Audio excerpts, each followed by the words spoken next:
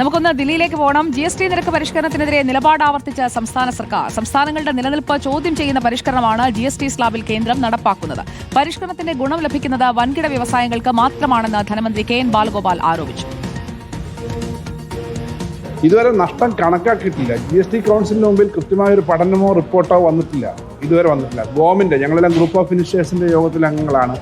അതിൽ വന്നിട്ടില്ല, പഠനം വന്നിട്ടില്ല. സംസ്ഥാനങ്ങൾ ദുർബലമാവുക എന്ന് പറഞ്ഞാൽ രാജ്യം ദുർബലമാവുക എന്നാണ് അർത്ഥം. അങ്ങനെ അപകടത്തിലേക്ക് പോകരുതെന്ന് മാത്രമാണ് നമ്മൾ ആവശ്യപ്പെടുന്നത്.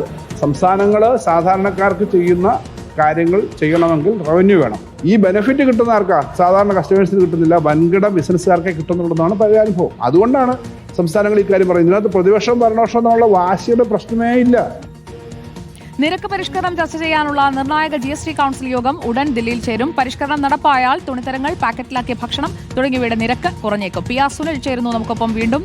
PR സുനിൽ, നിരക്ക് കുറയുമോ എന്നതാണ് ചോദ്യം. ആ കുറഞ്ഞാൽ അതിന്റെ ഗുണം നമുക്ക് കിട്ടാൻ സാധ്യത കുറവാണെന്ന് മന്ത്രി തന്നെ പറയുന്ന ഒരു സാഹചര്യം. എങ്ങനെയാണ് ഈ പരിഷ്കാരങ്ങളെ കാണേണ്ടത്?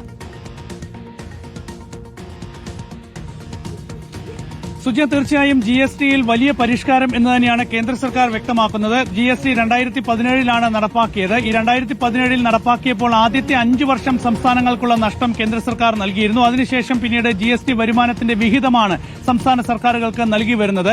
നിലവിൽ GSTയുടെ സ്ലാബുകൾ എന്നത് 5%, 12%, 18%, 28% എന്നിങ്ങനെയാണ്. ഇപ്പോൾ കേന്ദ്ര സർക്കാർ എടുത്തുമാറ്റാൻ ആലോചിക്കുന്ന സ്ലാബുകൾ എന്നത് 12%, 28%. അപ്പോൾ ഈ സ്ലാബുകളിലുള്ള ഉൽപ്പന്നങ്ങൾ തൊട്ട് താഴെയുള്ള സ്ലാബുകളിലേക്ക് മാറുകയാണ്. അതായത് 12% നികുതിയിലുള്ള ഉൽപ്പന്നങ്ങൾ അതിന് താഴെയുള്ള 5%ത്തിലേക്കും 28% നികുതിയുള്ള ഉൽപ്പന്നങ്ങൾ അതിന് താഴെയുള്ള 18%ത്തിലേക്കും മാറുകയാണ്. ഏതായാലും സംസ്ഥാന സർക്കാരുകൾ പ്രധാനമായും ചൂണ്ടിക്കാണിക്കുന്നു. ഇപ്പോൾ സംസ്ഥാന ധനകാര്യ വകുപ്പ് മന്ത്രി KN ബാലഗോപാൽ ഉൾപ്പെടെയുള്ള മന്ത്രിമാരൊക്കെ തന്നെ പ്രധാനമായും ചൂണ്ടിക്കാണിക്കുന്നത് സംസ്ഥാനങ്ങൾക്കുണ്ടാകുന്ന നഷ്ടം എങ്ങനെ പരിഹരിക്കും എന്നതാണ്.